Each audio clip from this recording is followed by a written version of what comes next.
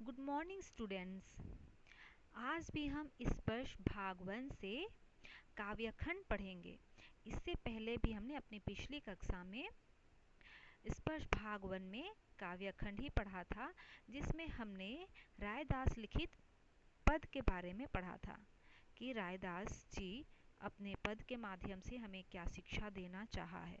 तो हमने पढ़ा और समझा, जरूर आप लोगों को समझ में आ गई होगी कि रायदास जी अपनी अच्छी अच्छी वाणियों के द्वारा हमें क्या बताना चाहा, क्या शिक्षा देना चाहा है। तो हम पढ़कर समझ चुके हैं। तो आज हम और एक काव्य खंड से और एक दोहा पढ़ेंगे, और जिसके लेखक है रहीम। रहीम जी भी रायदास की तरह, कबीरदास की तरह अच्छे अच्छे दोहा लिखे हैं और अपनी वाणी के जरिए हमें अच्छे अच्छे संदेश देना चाहे हैं, अच्छी अच्छी शिक्षा देना चाहे हैं, जिसे कि हम अपने जीवन में लागू कर सके और अपना जो जीवन है उसे अच्छा बना सके। तो चलिए अब हम रहीम द्वारा लिखित दोहे पढ़ेंगे और जानेंगे कि रहीम जी हमें अपने दोहे के माध्यम से क्या शिक्षा देना चाहे हैं, हमें क्या बताना चाहे हैं। तो चलिए अब हम दोहे की शुरुआत करते हैं और दोहा के बारे में विस्तार से समझते हैं। रहीम का जन्म लाहौर, जिसे अब हम पाकिस्तान के नाम से जाने जाते हैं, में सन 1556 में हुआ।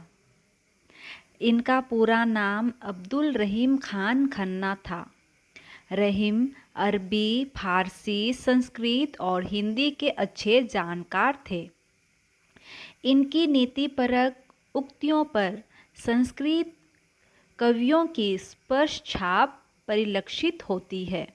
रहीम मध्ययुगीन दरबारी संस्कृति के प्रतिनिधि कवि माने जाते हैं। अकबर के दरबार में हिंदी कवियों में इनका महत्वपूर्ण स्थान था। रहीम अकबर के 9 रत्नों में से एक थे। रहीम के काव्य का मुख्य विषय श्रृंगार, नीति और भक्ति है। रहीम बहुत लोकप्रिय कवि थे।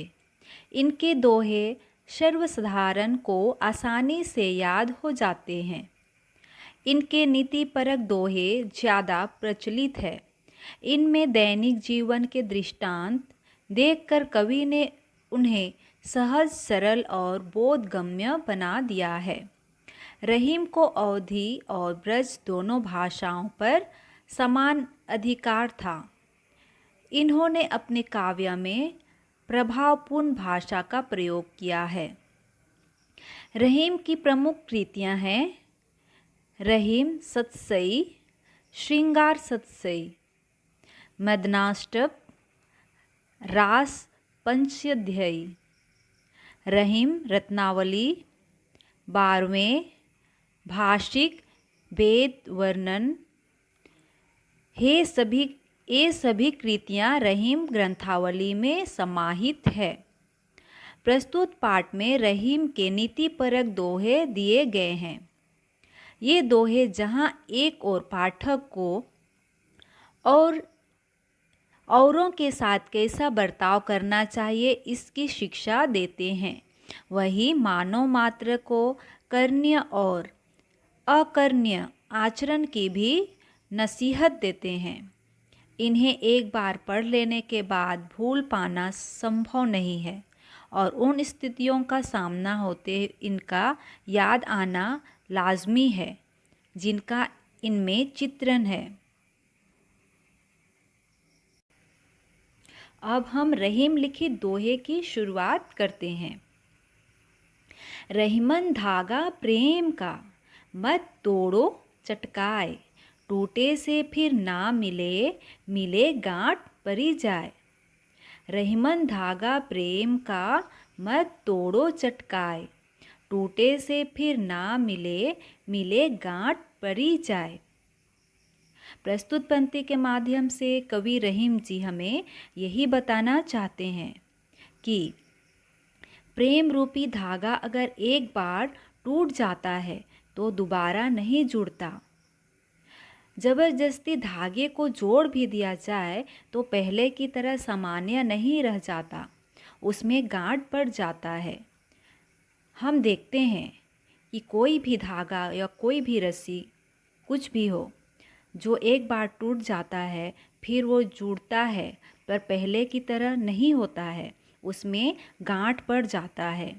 तो प्रस्तुत पंक्ति के माध्यम से कवि रहीम जी हमें यही बताना चाहते हैं कि कोई भी वस्तु, कोई भी चीज़ पहले जिस तरह हो उस तरह का वो बाद में नहीं बन पाता, अगर उसमें कुछ दिक्कत हो जाए, कुछ भी मुसीबत आ जाए।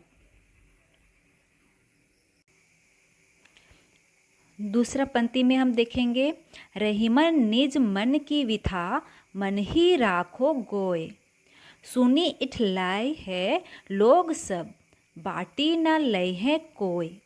रहीमन निज मन की विथा मन ही राखो गोय, सुनी इठलाई है लोग सब बाटी न लय है कोय। प्रस्तुत पंक्ति के माध्यम से कवि रहीम जी हमें यही बताना चाहते हैं कि अपने मन के दुख को अपने मन में ही रखना चाहिए। दूसरों को बताने से कोई उन दुखों को कोई बांटता नहीं, बल्कि लोग उसका केवल मजाक ही उड़ाते हैं। इसलिए कवि जी का यही कहना है कि जो भी हमारे मन में, हमारे अंदर जो भी दुख दर्द है, उसे अपने अंदर ही रखना चाहिए, दूसरों को नहीं बताना चाहिए। तीसरा पंक्ति देखते हैं, एक साधे सब साधे, सब साधे सब जाय, रहीमन मूल ही सिंचबो फूले फले अगाय। एक साधे सब साधे, सब साधे सब जाय, रहीमन मूल ही सिंचबो फूले फले अगाय। प्रस्तुत पंक्ति के माध्यम से कवि रहीम जी हमें यही बताना चाहते हैं कि एक समय पर एक ही कार्य करें तो सारे काम पूरे हो जाएंगे। सभी कार्यों को एक साथ शुरू कर देने पर कोई भी कार्य पूरी नहीं हो पाएगा। जैसे किसी पौधे के जड़ मात्र को सींचने से फूल और फल सभी को पानी प्राप्त हो जाता है। इसलिए कवि रहीम जी हमें यही बताना चाहते हैं कि एक समय पर एक ही कार्य करना उचित होगा। चौथी पंक्ति में हम देखेंगे, चित्रकूट में रमी रहे रहीमन अवध नरेश, जा पर विपदा परत है सो आवत यह देश। चित्रकूट में रमी रहे रहीमन अवध नरेश, जा पर विपदा परत है सो आवत यह देश। प्रस्तुत पंक्ति के माध्यम से कवि हमें यह बताना चाहते हैं कि जब अयोध्या के राजा राम को 14 वर्ष का वनवास प्राप्त हुआ था, तब वह चित्रकूट में आकर रहे थे। संसार में जिस पर भी विपदा आती है वह शांति पाने के लिए इसी प्रदेश में खींचा चला आता है।